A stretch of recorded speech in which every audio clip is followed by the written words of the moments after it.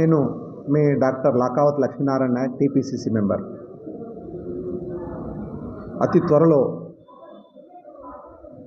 మున్సిపాలిటీలలో, కార్పొరేషన్లలో స్థానిక సంస్థల ఎన్నికలు జరుగుతాయని చెప్పేసి నిన్ననే మన గౌరవ ముఖ్యమంత్రి గారు రేవంత్ రెడ్డి గారు మేడారంలో క్యాబినెట్ మీటింగ్ సందర్భంగా డిక్లేర్ చేసిన సంగతి మనందరికీ తెలిసిందే. ఈ ఎన్నికలు రాబోతూ ఉన్నాయి. జనగామలో 30 వార్డులు, స్టేషన్ గన్పూర్లో 18 వార్డులు. వీటిలో మన గౌరవ ముఖ్యమంత్రి గారు చెప్పినట్లు అత్యధిక స్థానాలు కాంగ్రెస్ పార్టీ కైవసం చేసుకొని ఈ రెండింటిని కూడా కాంగ్రెస్ మున్సిపల్ చైర్మన్ కైవసం చేసుకోబోతున్నారని చెప్పేసి ఈ సందర్భంగా మీకు తెలియజేస్తూ ఉన్నాను. ఎందుకంటే గౌరవ ముఖ్యమంత్రి గారు రేవంత్ రెడ్డి గారు, అలాగే మంత్రిమండలి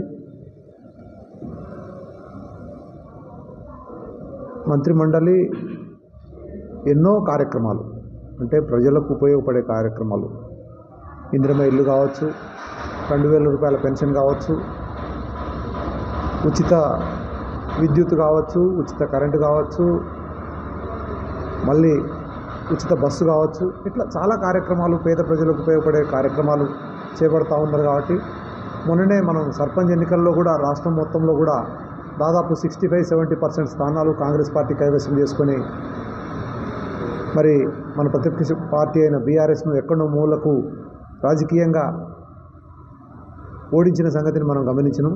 అవే ఫలితాలు ఇప్పుడు తిరగరాసుకుంటూ మున్సిపాలిటీలలో కూడా ఖచ్చితంగా కాంగ్రెస్ పార్టీ జెండా ఎగరేస్తుంది.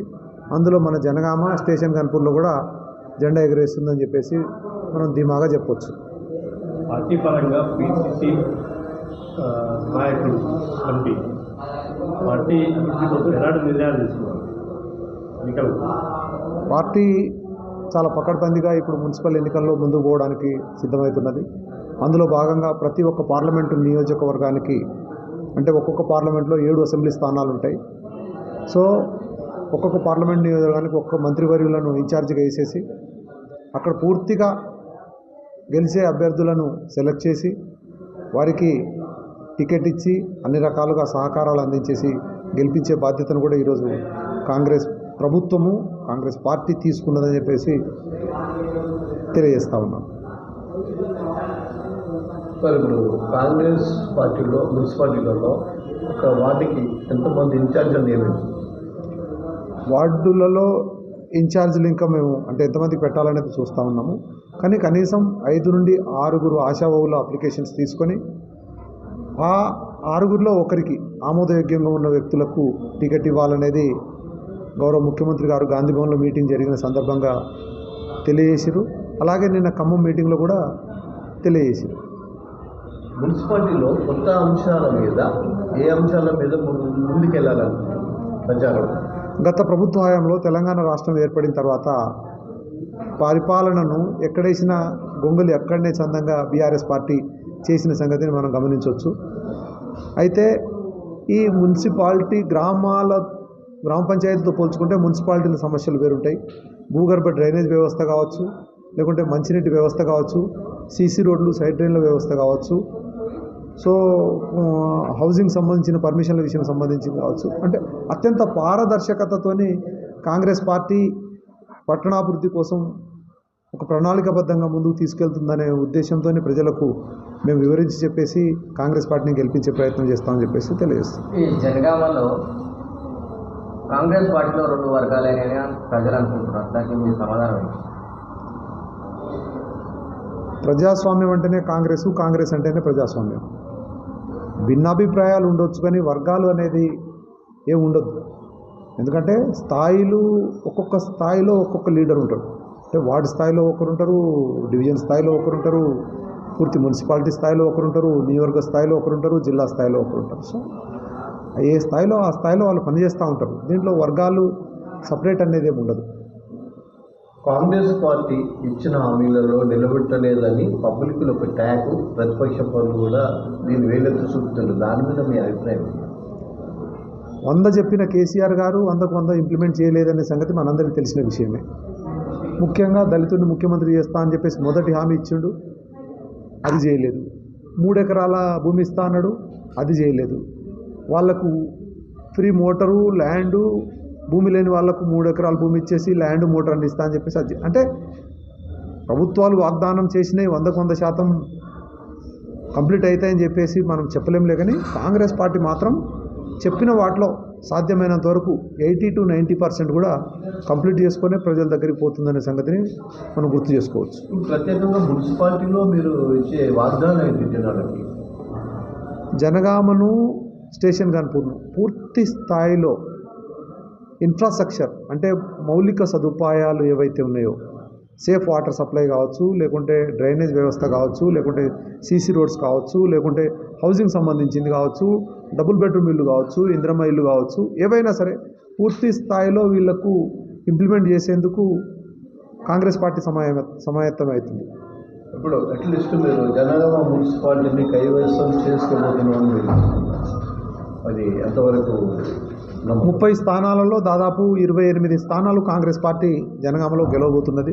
ఎందుకంటే ఎప్పటి నుండో డబుల్ బెడ్రూమ్ ఇళ్ళ సమస్య, ఇందిరమ్మ ఇళ్ళ సమస్య ఏదైతే ఉన్నదో అది కాంగ్రెస్ పార్టీ సాల్వ్ చేస్తున్నది. రేషన్ కార్డుల సమస్య అది కాంగ్రెస్ పార్టీ సాల్వ్ చేస్తున్నది. సో ఇతరత్ర ఏవైనా సరే అంటే ప్రజాపాలన, ప్రజలకు పనికొచ్చే పాలన కాంగ్రెస్ పార్టీ చేస్తున్నది. కాబట్టి బీఆర్ఎస్ పార్టీ ఏం చేయలేదనే సంగతి అందరికీ తెలిసిన విషయమే. కాబట్టి ఖచ్చితంగా కాంగ్రెసే గెలుస్తుంది. ఇప్పుడు కూడా కాంగ్రెస్ పార్టీలో మన మున్సిపాలిటీలో కొన్ని సమస్యలు ఉన్నాయని చెప్తున్నారు చాలామంది ఉన్నారు. దాని మీద మీ అభిప్రాయం? కరెక్ట్ మీరు బాగా చెప్పారు. సమస్యలు ఉన్నాయి. ఎందుకు ఉన్నాయంటే బీఆర్ఎస్ పార్టీ 10 సంవత్సరాల కాలం పట్టించుకోలేదు కాబట్టి ఉన్నాయి.